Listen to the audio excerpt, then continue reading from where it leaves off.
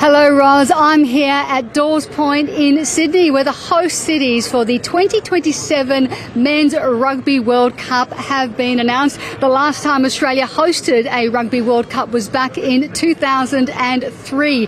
The Rugby CEO and former Wallabies captain Phil Waugh joins me.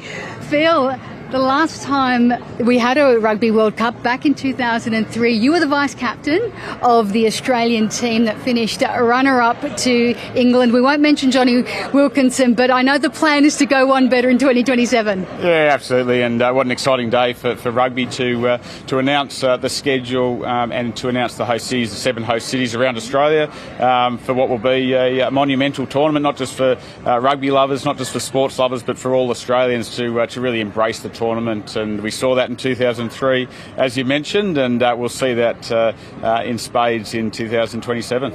We've got the host cities announced. The opener will be in Perth, the final in Sydney, in what will be the biggest ever Rugby Men's World Cup. Yeah, really exciting. So the inclusion of 4 additional teams, so 24 teams across 6 pools in a 6-week tournament. And as you say, opening game in Perth, which clearly hosts sporting events exceptionally well. And a final here in Sydney, so it'll be an enormous tournament with many travellers, over 200,000 travellers into Australia to enjoy it.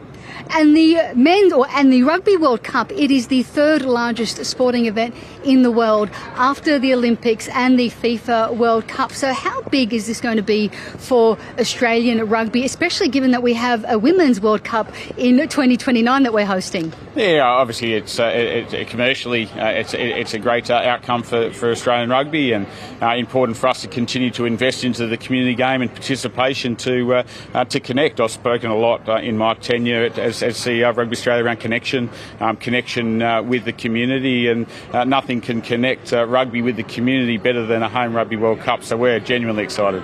For you, this is an amazing personal journey as well, playing in World Cups, playing in a home World Cup, but now as a CEO of rugby. What does this mean for you?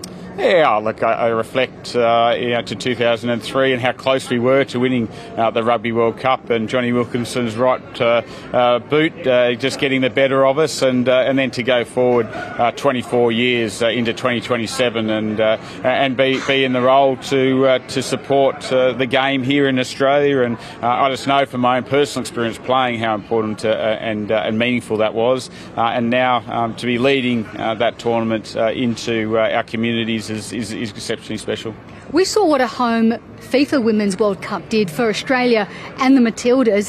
Are you expecting the same for the Wallabies? Yeah, look, I think that the interest in sport is only getting bigger and bigger, and the interest in big sporting events is getting larger and larger. So, how do we really embrace that and, as I said, connect with our communities and ensure that we've got more girls and boys playing our game. And I've always said we're very comfortable to coexist with other sports in Australia. We just want people experiencing rugby, and a Rugby World Cup experience is, in my view, better than any other sporting experience.